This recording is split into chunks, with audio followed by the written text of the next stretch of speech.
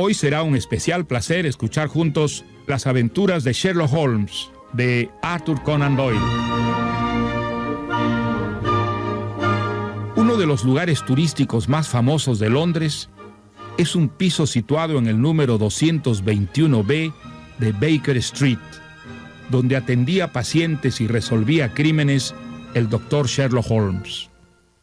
No importa que el famoso doctor nunca existiera, salvo en los cuentos y novelas de su inventor, Sir Arthur Conan Doyle, y que el consultorio sea una fabricación póstuma. Pero es prueba que un personaje de ficción puede encarnarse en la vida real y hasta sustituir a quien lo fantaseó. No todos los aficionados al género policial saben quién fue Sir Arthur Conan Doyle, pero todos han leído algunas de las 60 historias, entre cuentos y novelas, en las que Sherlock Holmes, ayudado por su infalible inteligencia deductiva, resuelve los hechos delictuosos más enredados en historias que describe con buen humor y bonomía su ayudante y amigo, el no menos célebre Dr. Watson. Conan Doyle nació en 1859 en Edimburgo y estudió medicina. Abrió un consultorio en la célebre calle de los médicos, Harley Street, y dicen que Sherlock Holmes nació una de esas tardes aburridas en que esperaba pacientes que no aparecían. Para inventar a Sherlock Holmes, se inspiró en uno de sus maestros, el doctor Joseph Bell, una máquina de pensar cuyo razonamiento deslumbraba a sus discípulos. Sherlock Holmes conquistó a los lectores ingleses y de historia en historia fue conquistando a todo el mundo anglosajón. Pasó a otras lenguas y por fin el detective, observador incansable y analista genial se hizo famoso en el mundo entero. A tal extremo de que, cuando cansado de su personaje, Conan Doyle lo mató en una de sus historias, las protestas del público y de los editores fueron tan grandes que se vio obligado a resucitarlo y a enfrentarlo de nuevo a su implacable adversario, el profesor Moriarty. La inmensa popularidad de Sherlock Holmes ha empañado el resto de la obra de Arthur Conan Doyle. Escribió también libros de historia y una memoria sobre sus experiencias como médico militar durante la Guerra de los Boers en Sudáfrica, así como una erudita investigación en 6 volúmenes de la Primera Guerra Mundial. La muerte de uno de sus hijos lo empujó hacia el espiritismo, al que estuvo dedicado los últimos años de su vida y sobre el que escribió también varios volúmenes. La corona británica lo ennobleció poco antes de morir en julio de 1930. Y ahora, escuchemos juntos las aventuras de Sherlock Holmes, de Arthur Conan Doyle. Buenos días. Mi nombre es John Watson y soy médico de profesión. Soy un buen médico, pero tengo que admitir que soy mucho más conocido como amigo y colaborador de Sherlock Holmes, el legendario investigador privado.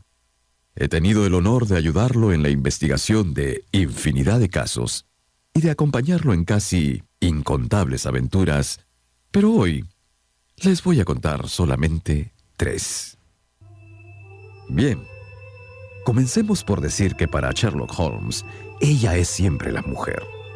Rara vez lo oí mencionarla de otro modo, y no es que Holmes sintiera por la bella Irene Adler nada parecido al amor, no. Algo tan irracional como el amor era insoportable para su inteligencia, tan fría y precisa, tan admirablemente equilibrada. Para un carácter como el suyo, una emoción fuerte resultaba tan perturbadora como la presencia de arena en un instrumento de precisión o la rotura de una de sus potentes lupas. Y sin embargo, existió para él una mujer, y esta fue Irene Adler, la mujer. Una fémina de dudoso y cuestionable recuerdo. Yo había visto poco a Holmes por esos tiempos. Mi reciente matrimonio nos había apartado, pero una noche, el 20 de marzo de 1888, regresaba yo de visitar a un paciente. Había vuelto a ejercer la medicina cuando enrumbé por Baker Street.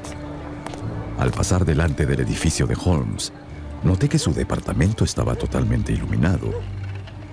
Vi pasar 2 veces su alta y delgada figura como una oscura silueta detrás de las cortinas.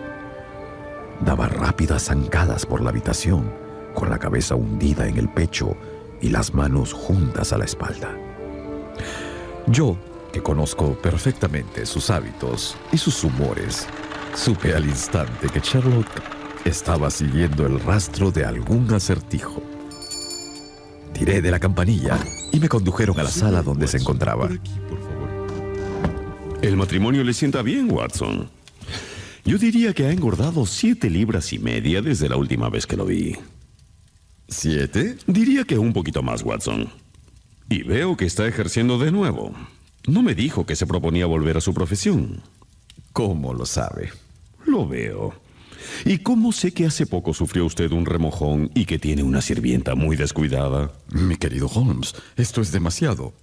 Es cierto que el jueves di un paseo por el campo y volví a mi casa hecho una sopa, pero desde entonces me he cambiado de ropa varias veces. ¿Cómo ha podido usted adivinarlo?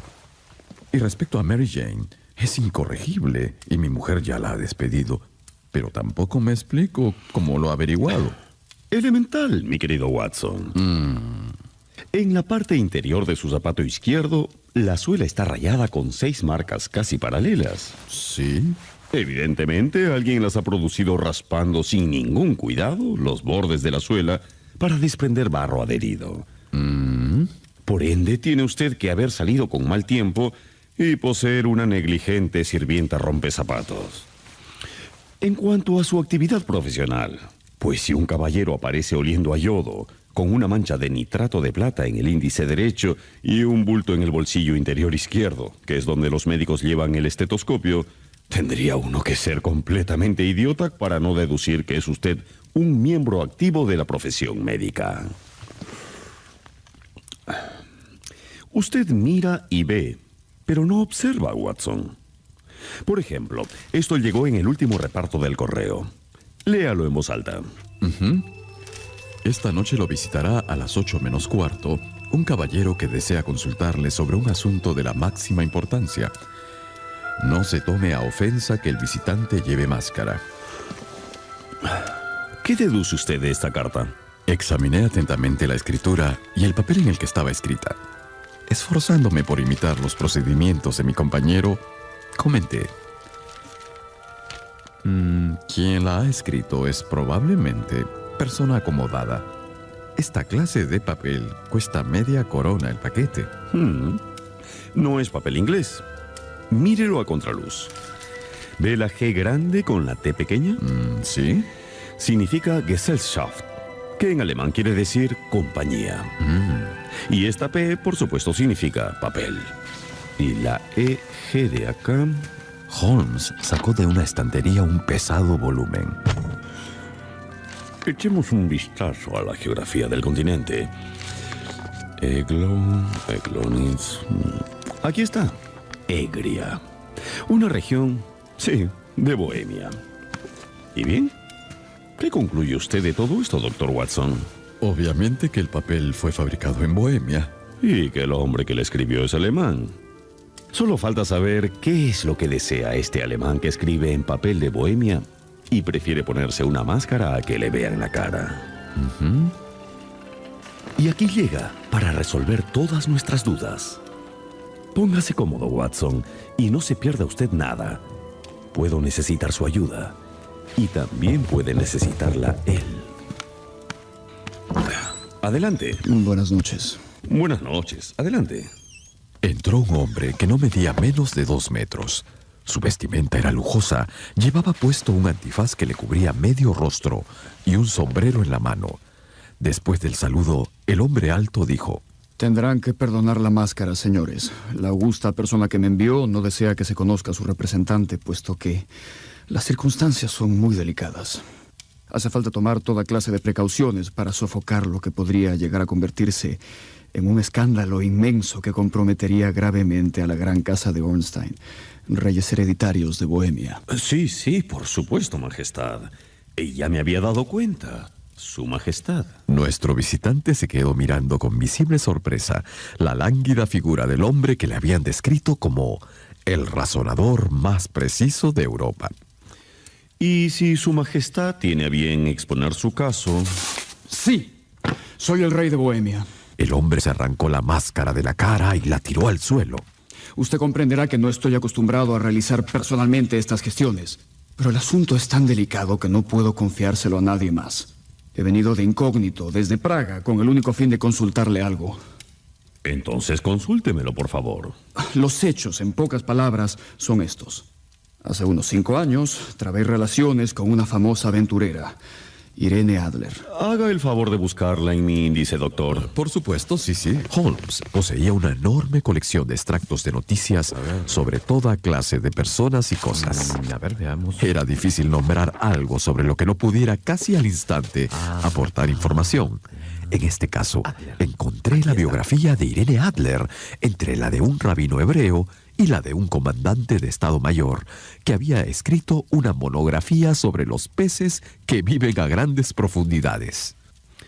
Veamos, nacido en Nueva Jersey en 1858, contralto, la Scala, primadonna de la Ópera Imperial de Varsovia, ya, retirada de los escenarios de ópera, vive en Londres. Vaya. Entiendo. Su Majestad tuvo un enredo con esta joven, le escribió algunas cartas comprometedoras y ahora desea recuperarlas. Exactamente, pero como usted... ¿Hubo matrimonio secreto? No, ¿Algún certificado o documento legal? ninguno. No comprendo. Si esta joven sacara a relucir las cartas con propósito de chantaje o de cualquier otro tipo, ¿cómo podría demostrar su autenticidad?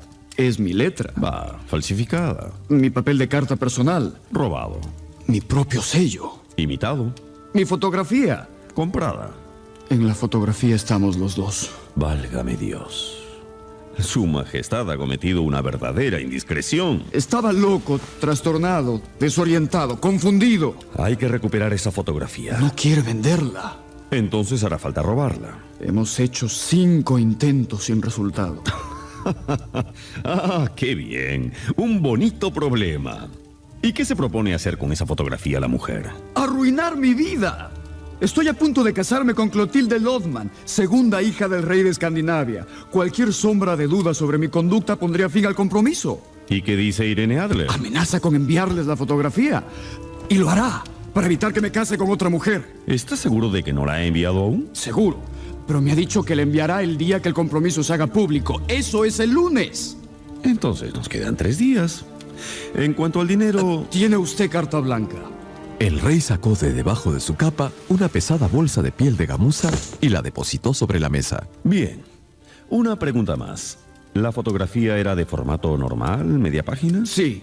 Entonces, por favor, escríbame la dirección de Mademoiselle Adler en este cuaderno. Y buenas noches. Espero que pronto podamos darle noticias favorables.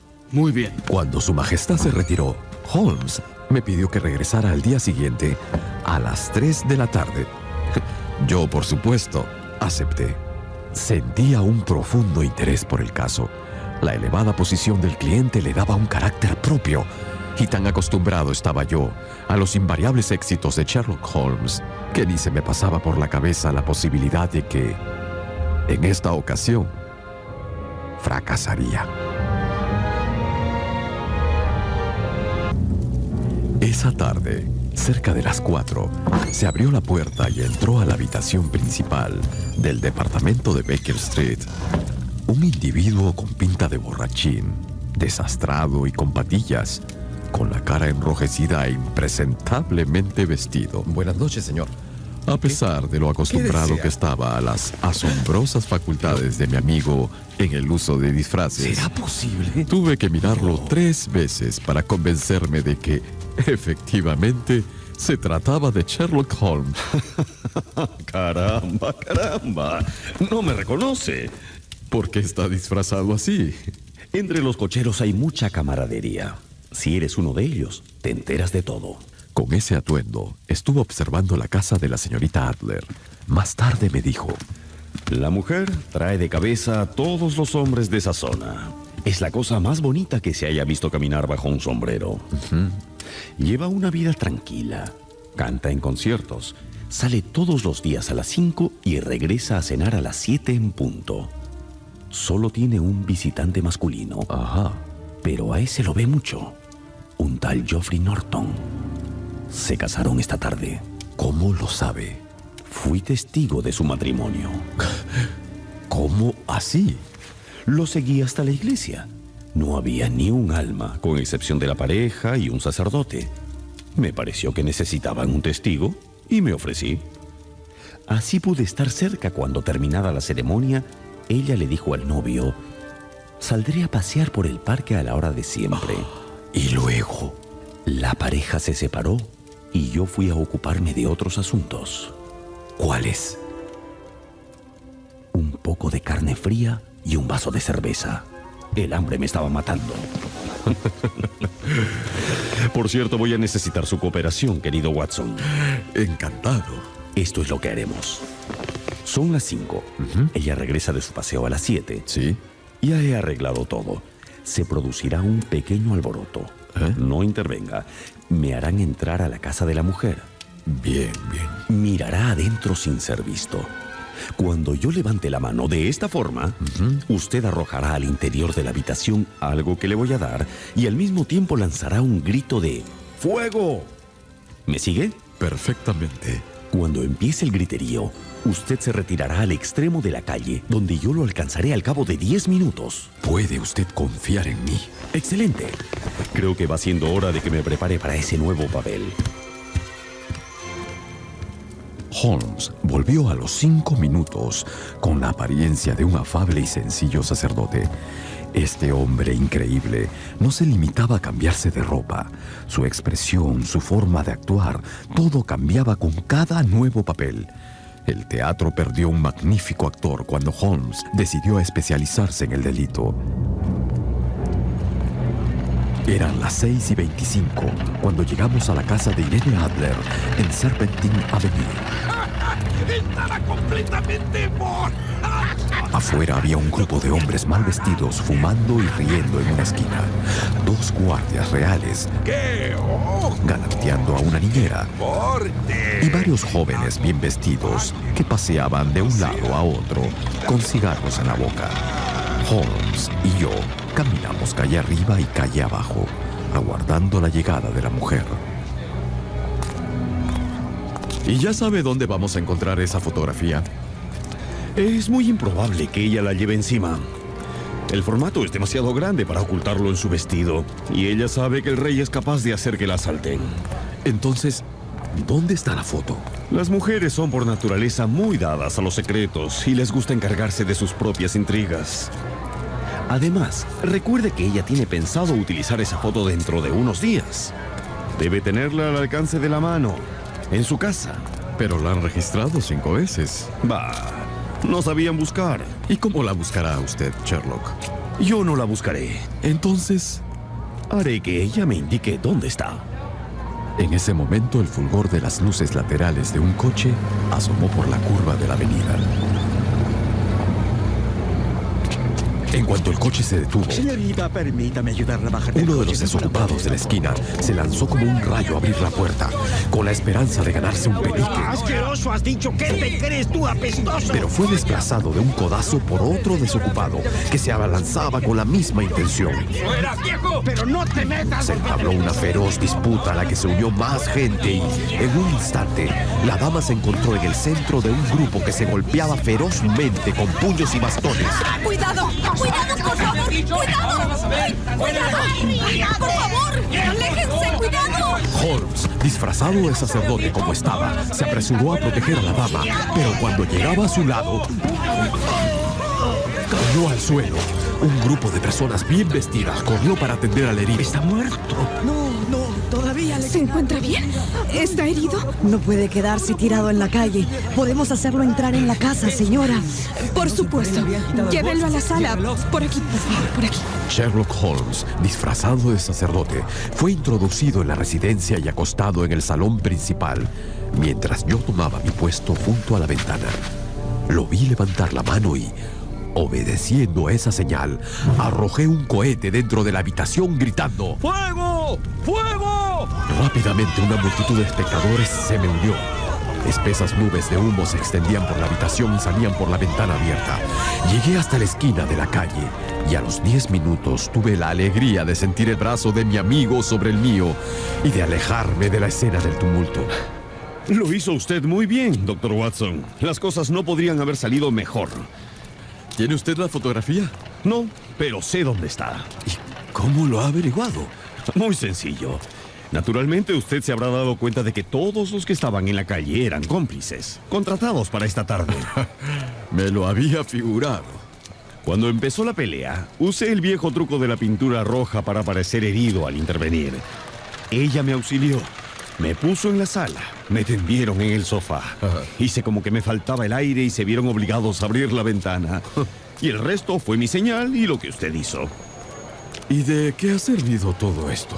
Querido Watson, cuando una mujer cree que se incendia su casa, su instinto es correr hacia lo que tiene en más estima. Una madre corre por su bebé. Una mujer soltera echa mano a su joyero. Para esta mujer no existe en la casa nada más valioso que esa fotografía y corrió a salvarla. Está en un nicho detrás de un panel corredizo. Pude ver de reojo que empezaba a sacarla. Pensé en apoderarme de la foto en ese instante, pero entró el cochero. ¿Y ahora qué? Nuestra búsqueda prácticamente ha concluido. Mañana iremos a visitarla con el rey. Nos harán pasar a la sala a esperar a la mujer. Lo más probable es que cuando aparezca no nos encuentre a nosotros ni tampoco la fotografía. Será una satisfacción para su majestad recuperarla con sus propias manos. Efectivamente, así lo hicimos. Pero cuando al día siguiente tocamos la puerta de la mujer... ¿El señor Sherlock Holmes?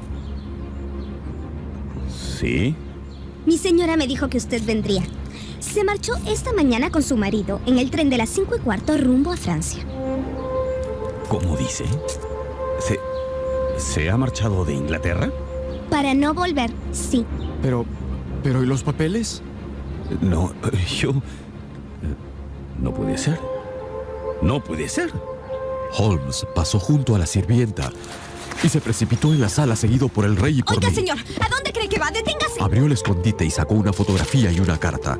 La fotografía era de la propia Irene Adler, en traje de noche. ¿Qué es esto? Hay una carta. La carta estaba dirigida a Sherlock Holmes. ¿Pero cómo?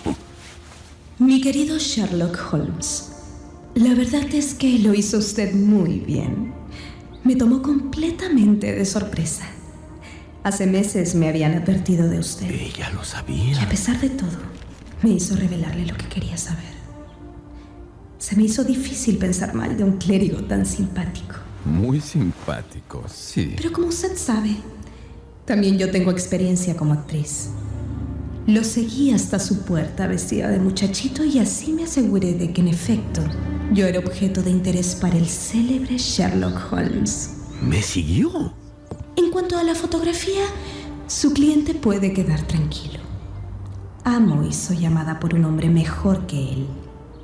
El rey puede hacer lo que quiera, sin encontrar obstáculos. ¿Ya no usará la carta? Conservo la fotografía solo para protegerme de cualquier medida que él pudiera adoptar en el futuro. En su reemplazo, dejo una fotografía que tal vez le interese poseer. Bellísima. Sí, bellísima. Y quedo, querido señor Sherlock Holmes, suya afectísima, Irene Adler. ¡Qué mujer! ¡Pero qué mujer! Era la primera vez que yo veía a Sherlock Holmes no solamente sorprendido, sino derrotado. Lamento no haber sido capaz de llevar el asunto de vuestra majestad a una conclusión más feliz. Al contrario, querido señor. La fotografía es ahora tan inofensiva como si lo hubiésemos quemado. He contraído con usted una deuda inmensa. Dígame, por favor, ¿de qué manera puedo recompensarlo? Este anillo. Su majestad posee algo que para mí tiene mucho más valor. Esa fotografía. La fotografía de Irene. Desde luego, si es lo que desea. Holmes hizo una inclinación, dio media vuelta sin prestar atención a la mano que el rey le extendía y se marchó conmigo. Y así fue como los planes perfectos de Sherlock Holmes se vieron frustrados por el ingenio de una mujer.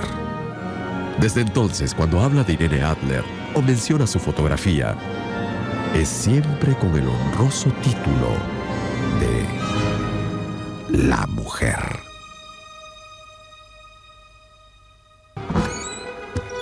Un día de otoño del año pasado, me acerqué a visitar a mi amigo Sherlock Holmes. Bien, señor Holder. Y lo encontré enfrascado en una conversación con un caballero de edad madura, un banquero de aspecto imponente, pero rostro demacrado, el señor Holder. Ayer por la mañana, uno de los hombres más importantes, más nobles, más ilustres de Inglaterra, llegó a mi despacho para pedir un préstamo de 50,000 libras.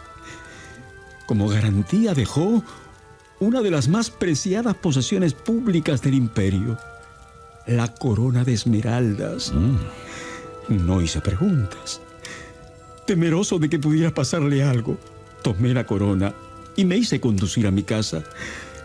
No respiré tranquilo hasta que la hube guardado bajo llave en mi escritorio, en mi gabinete.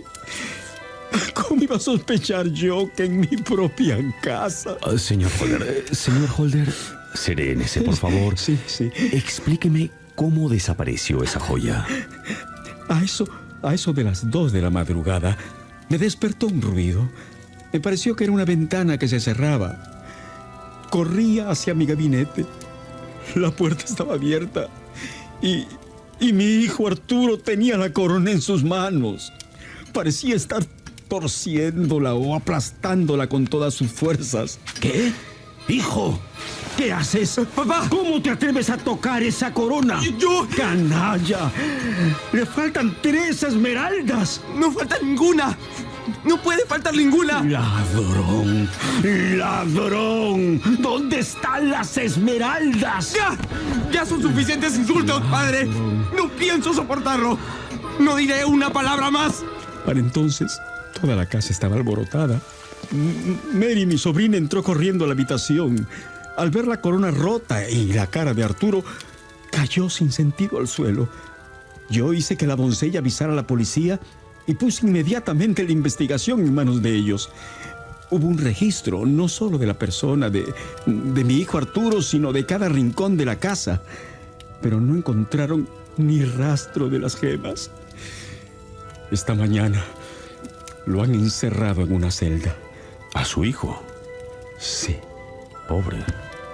¿Y qué hay de sus doncellas? Tengo entera confianza en ellas. ¿Su sobrina? No. Ella es el sol de la casa.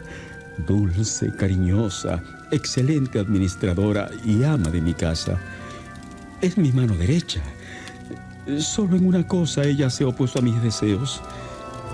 Mi hijo 2 veces le pidió que se casara con él, pero ella lo rechazó. Si alguien podría regresar a mi hijo al buen camino, sería ella. Pero ya es demasiado tarde. ¿A qué buen camino se refiere usted, señor Holder? Arturo es demasiado aficionado al juego. Continuamente me pedía dinero para saldar sus deudas de honor. Yo pienso que es la influencia de su amigo George Burnwell lo que le ha hecho tanto mal. George Burnwell, un hombre de mundo que viene seguido a visitar a Arturo, pero que sin duda oculta algo. Estoy convencido de eso. En todo caso, bajo su influencia o sin ella, Arturo ha robado esas esmeraldas y tenemos que encontrarlas, señor Holmes. Es indispensable y urgente. Sí, pero antes de eso, un par de preguntas más, señor Holder. ¿Quiénes sabían de la presencia de esa joya en su casa? Mi hijo Arturo y mi sobrina Mary. Cometí el error de comentarlo durante la cena. Dígame, señor Holder, ¿sale usted mucho? Solo Arturo sale. Mary y yo nos quedamos en casa por lo general. A ninguno de los dos nos gustan las reuniones sociales. Eso no es usual en una jovencita. Es una chica muy tranquila. Además, ya no es tan jovencita. Tiene 24 años. Por lo que usted me cuenta, este suceso la ha afectado mucho. Terrible. La pobre está más afectada que yo. Escúcheme, señor Holder. Sí. El caso presenta varios detalles curiosos. ¿Qué opinó la policía del ruido que lo despertó a usted? Que pudo haberlo provocado Arturo al cerrar la puerta de su alcoba. Bonita explicación. Como si un hombre que se propone cometer un robo fuera a estar dando portazos para despertar a toda la casa. Antes de dormir, mi hijo y yo habíamos tenido una pelea. Él me pidió dinero para pagar una deuda y yo me negué a dárselo. ¿Le queda ahora todo más claro, señor Holmes? A usted le parece un caso muy sencillo, señor. Usted supone que su hijo se levantó de la cama. ¿Sí? Se arriesgó a ir a su gabinete. Claro. Forzó la cerradura de su escritorio. Ajá. Sacó la corona. Le rompió un trozo. Fue con el trozo a algún sitio donde escondió las 3 gemas tan hábilmente que nadie ha sido capaz de encontrarlas. Sí. Y luego, esto es lo más inverosímil, luego regresó con la corona al gabinete. Regresó precisamente a donde más se exponía a ser descubierto. ¿Qué otra cosa puede haber sucedido? Averiguarlo es nuestra tarea. Así pues, señor Holder, si le parece, iremos a su casa y dedicaremos unas 2 horas a examinar más de cerca los detalles. Mi amigo insistió en que yo los acompañara. Por favor, Watson, y yo accedí de buena gana. Puede ser de mucha ayuda. Porque la historia había despertado mi curiosidad y simpatía. Confieso que la culpabilidad del hijo del banquero me parecía a mí tan evidente como a su infeliz padre. Al llegar nos recibió una joven. Tío, has dado orden de que dejen libre a Arturo, ¿verdad? No, querida Mary, no. No puedo. Pero, tío, yo estoy segura de que él es inocente. Tu cariño por Arturo te ciega. Pero he traído a un caballero para que investigue a fondo el asunto. Mary volteó a mirarnos. Sí, buenas. Señorita Holder, ¿no oyó nada anoche? Nada, hasta que mi tío empezó a hablar a gritos. Bueno, pero antes, mientras veía que todas las ventanas estuvieran cerradas, escuché salir a una de las doncellas, quizás para encontrarse con su novio. ¿Usted supone que esa doncella y su novio planearon el robo? No podría asegurarlo. Holmes caminó rápidamente de una ventana a otra, deteniéndose solo en la más grande, la del vestíbulo que daba al exterior. Vamos arriba, por favor. El gabinete del banquero era un cuartito amueblado con sencillez. Holmes examinó con detenimiento la joya. Era un magnífico ejemplar de arte barroco. Uno de los lados tenía un borde torcido y roto, y le faltaba una esquina. Señor Holder, ¿podría hacerme el favor de arrancar esta otra esquina de la corona? El banquero quedó horrorizado. Ni en sueños me atrevería a intentarlo, señor Holmes. Entonces lo haré yo. Con un gesto repentino y antes de que el señor Holder pudiera impedirlo, Holmes tiró de la esquina con todas sus fuerzas, pero sin ningún resultado. Un hombre de fuerza normal sería incapaz de romper esta corona, señor Holder. ¿No lo cree usted? Bueno, no sé qué pensar. ¿Y usted, señorita Holder? ¿Yo? Tampoco, pero... Cuando vio usted a su hijo, señor Holder, ¿llevaba puestos zapatos o calzaba zapatillas? Solo llevaba pantalones y camisa. ¿Estaba descalzo entonces? Sí, eso creo. Ajá. Y... bueno, ya vi todo lo que tenía que ver aquí, señor Holder. Ahora continuaré mis investigaciones en el exterior. Holmes insistió en salir solo. Será mejor si voy solo. Estuvo afuera más de 1 hora, y cuando por fin regresó, traía los pies cargados de nieve. Señor Holder, si pasa usted por mi domicilio en Baker Street mañana entre las 9 y las 10, tendré mucho gusto en aclararle todo. Con permiso. Ahí estaré. Y muchas gracias. Cuando llegamos de regreso a Baker Street, Holmes se metió corriendo a su habitación y al rato salió vestido de un vulgar holgazán. Creo que esto servirá.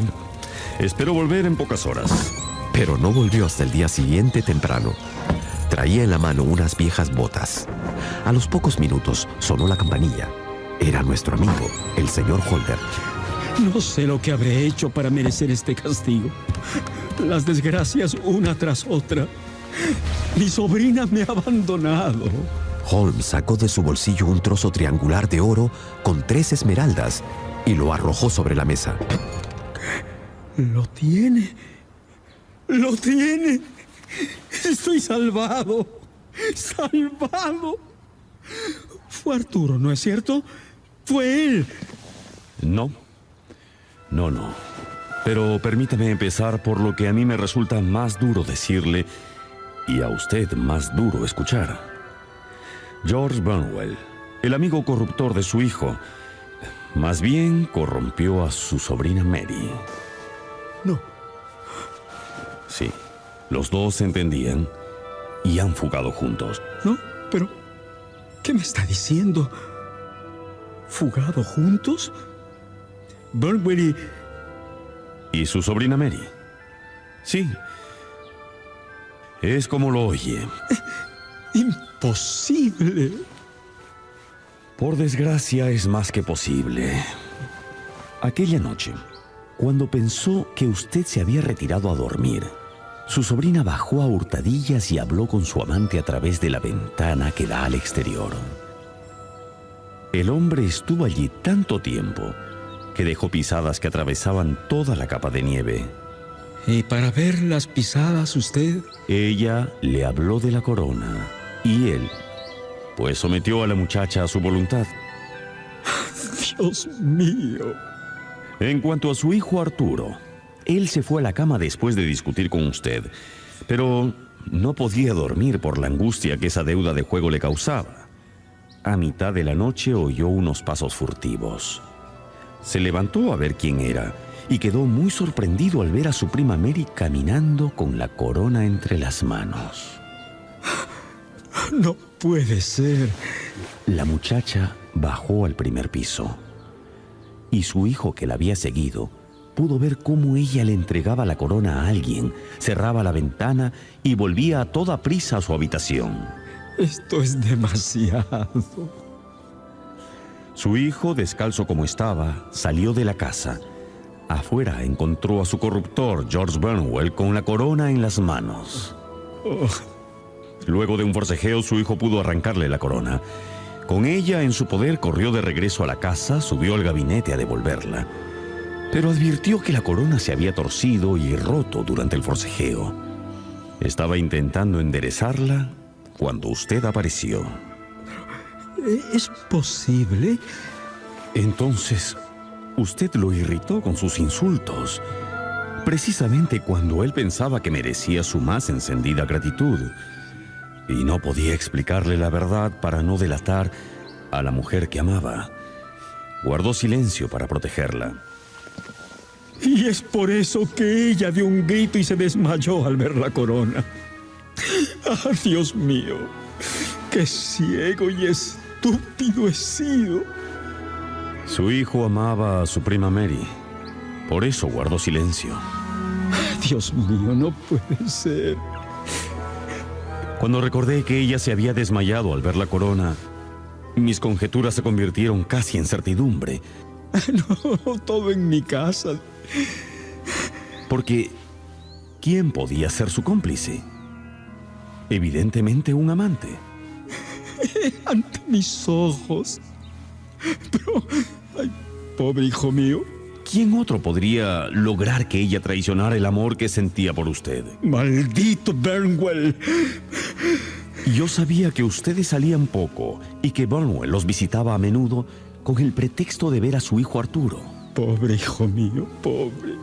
Burnwell era el único amante posible. Maldito sea.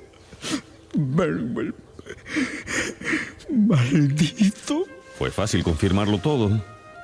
Me disfracé de mendigo, fui a casa de Burnwell y me las ingenié para que su lacayo me regalara un par de viejas botas de su amo. Coincidían exactamente con las huellas que yo había encontrado sobre la nieve. Cuando le presenté todas estas pruebas, que Burnwell me entregara las esmeraldas, fue lo más sencillo. Señor, no encuentro palabras para darle las gracias. Me ha salvado a mí y ha salvado a Inglaterra de un gran escándalo. Todavía tiene usted una deuda, señor Holder. ¿Qué deuda? Diga usted la cantidad y la pagaré. Su deuda no es conmigo.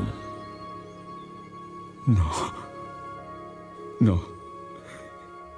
Es con mi hijo.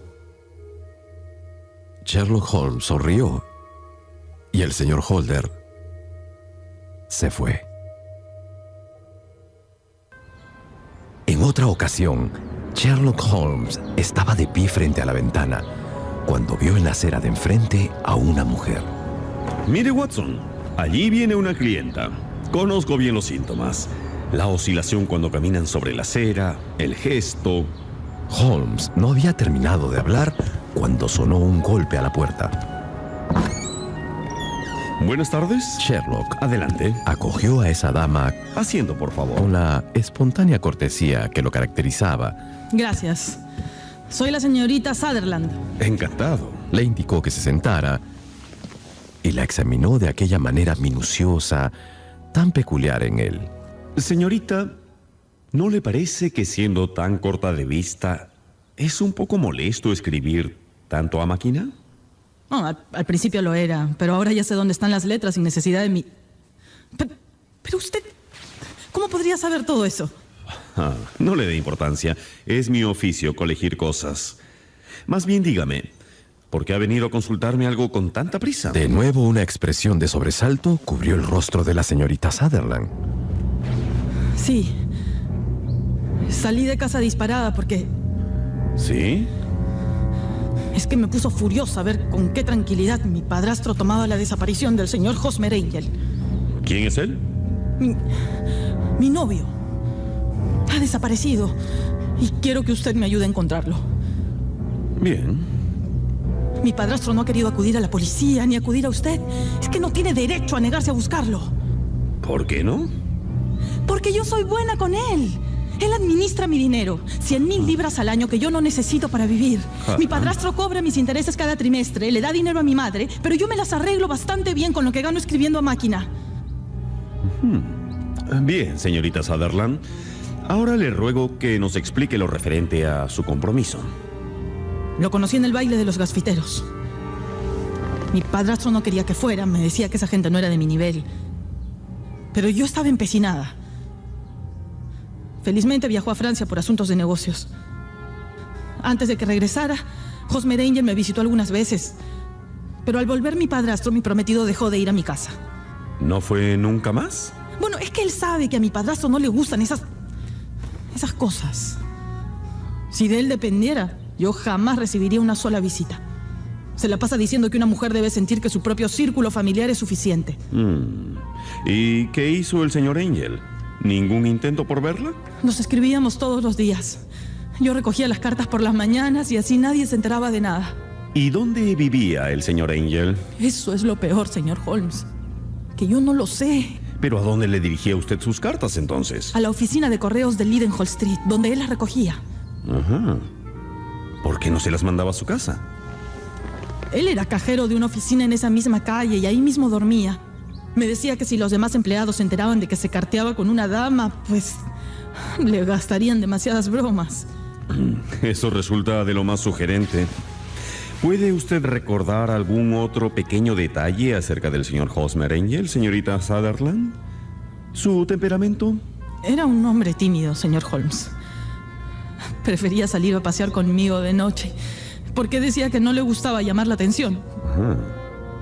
¿Su aspecto? ¿Su voz? Su voz era muy suave, como susurrante. Siempre iba bien vestido. Tenía patillas largas y bigote y bueno, padecía de la vista como yo. Y usaba gafas oscuras hasta de noche para protegerse de la luz fuerte. Bien. ¿Y su padrastro? ¿Alguna vez volvió a marcharse a Francia? Sí, y el señor Angel volvió a venir a casa y me propuso que nos casáramos antes de que regresara mi padrastro. Qué oportuno. Estaba muy ansioso. Decidimos casarnos inmediatamente y el día de la boda, Hosmer vino a buscarme en un coche pequeño, con sitio solo para dos. Y estaba mi madre allí. Y Hosmer nos puso a mi madre y a mí en ese coche y tomó otro, uno cerrado. ¿Sí? Cuando llegamos a la iglesia, su coche estaba vacío. Ah, claro. El cochero no sabía nada. Hosmer había desaparecido. No lo he vuelto a ver más. Ay, ¿qué pudo haber pasado? Examinaré el caso y estoy seguro de que llegaremos a algún resultado concreto, señorita Sutherland. Y por encima de todo, Procure que el señor Hosmer Angel se desvanezca de su memoria, como se ha desvanecido de su vida. Entonces, ¿usted cree que ya nunca lo volveré a ver? Me temo que no, señorita. No. Él me amaba demasiado. Mire, aquí está la prueba. Le dejo 4 cartas suyas. Juzgue usted si Hosmer me amaba. Yo sé que volverá por mí. Ya lo verá. ¡Ya lo verá! Y dejando sobre la mesa un montoncito de papeles, la señorita se marchó. Sherlock Holmes permaneció sentado y en silencio durante unos cuantos minutos, con las puntas de los dedos juntas, las piernas estiradas hacia adelante y la mirada fija en el techo. Luego le echó un vistazo a las cartas. Fíjese en esta carta, Watson. Hasta la firma está escrita a máquina. Hay fecha, pero no dirección completa. Esto es casi concluyente. ¿Concluyente? ¿Concluyente de qué? Ay, Watson. Vuelva mañana a las 6 y lo sabrá. Lo dejé pues con el convencimiento de que cuando volviera por allí al día siguiente, encontraría en sus manos todas las pistas necesarias para identificar al desaparecido novio de la señorita Sutherland. Eran casi las 6 cuando quedé libre y pude saltar a un coche que me llevara a Baker Street. Cuando llegué, encontré en la habitación al padrastro de la chica, un hombre de estatura media y modales melosos e insinuantes. Lamento mucho que la señorita Sutherland lo haya molestado con este enojoso asunto. ¿Cómo iba usted a poder encontrar a ese Hosmer Angel? Tengo toda clase de razones para creer que lograré identificar a ese señor. El señor Windibank sufrió un violento sobresalto y se le cayeron los guantes. Me alegra mucho oír eso. Mire usted. ¿Sí?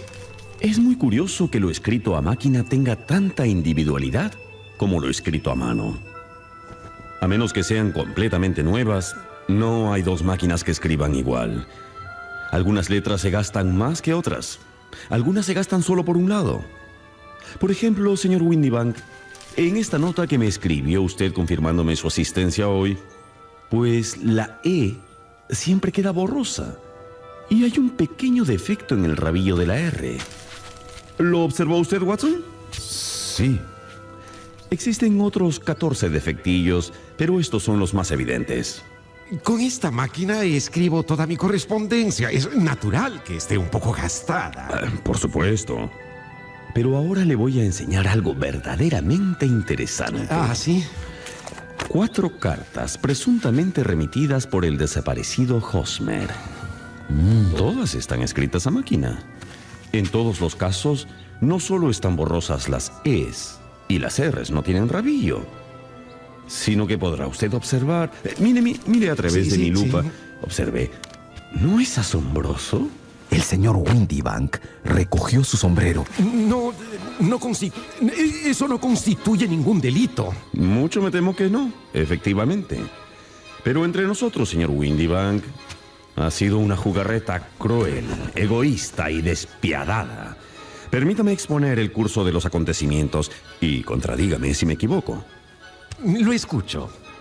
Usted se beneficiaba del dinero de la hija de su esposa. Por favor. Pero eso sería posible solo mientras la joven viviera con usted. Señor Holmes. Era una suma considerable. Valía la pena hacer un esfuerzo por conservarla. Si ella se casaba, usted perdía 100,000 libras al año. Señor Holmes, está equivocado. Cuando ella anuncia que irá a un baile, a usted se le ocurre una idea que honra más a su cerebro que a su corazón. Se disfraza ocultando con gafas oscuras sus ojos, enmascarando su rostro con un bigote y un par de pobladas patillas. ¡Qué imaginación! Disimulando el timbre de su voz con un susurro insinuante. Doblemente seguro a causa de la miopía de la chica, se presenta como el señor Hosmer Angel. Casi de inmediato le pide matrimonio. Ella acepta. Entonces usted lleva el asunto a una conclusión muy dramática. Un drama que deje una impresión permanente en la joven, impidiéndole siquiera mirar a otro pretendiente. Sí. ¿Fue este el encadenamiento de los hechos, señor Windibank? Pues puede que sí. Y puede que no, señor Holmes. Por Júpiter, señor, que es usted un sinvergüenza. Si la joven tuviera un hermano o un amigo, le cruzarían la espalda a latigazos. Esto no forma parte de mis obligaciones para con mi cliente, pero tengo a mano un látigo de caza y creo que me voy a dar el gustazo de... ¡No! Sherlock dio dos rápidas zancadas hacia el látigo, pero antes de que pudiera cogerlo, se oyó un estrépito de pasos en la escalera. La puerta de abajo se cerró de golpe y pudimos ver por la ventana al señor Windibank corriendo calle abajo, totalmente desalado.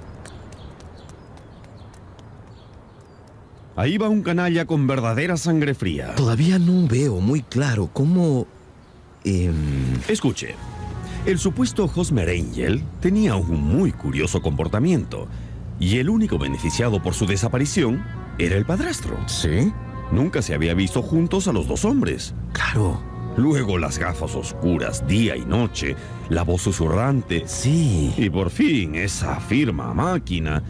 La joven hubiera reconocido de inmediato la letra de su padrastro. Cierto. Como ve, todos estos hechos aislados, junto con otros de menor importancia, señalaban en la misma dirección. ¿Y la señorita Sutherland? ¿Qué será de ella? Lo mejor será no decirle nada y que piense que su novio se arrepintió en el último momento. ¿Le parece? Elemental, mi querido Watson. Recuerde el antiguo proverbio persa. Tan peligroso es quitarle su cachorro a un tigre como arrebatarle a una mujer una ilusión. Y así terminó esta aventura de Sherlock Holmes. Una entre muchas que vivimos juntos. Si les ha gustado, quedo contento. Si los ha convertido en admiradores del gran Sherlock Holmes, pues quedo más contento aún. Buenas noches, amigos. Buenas noches.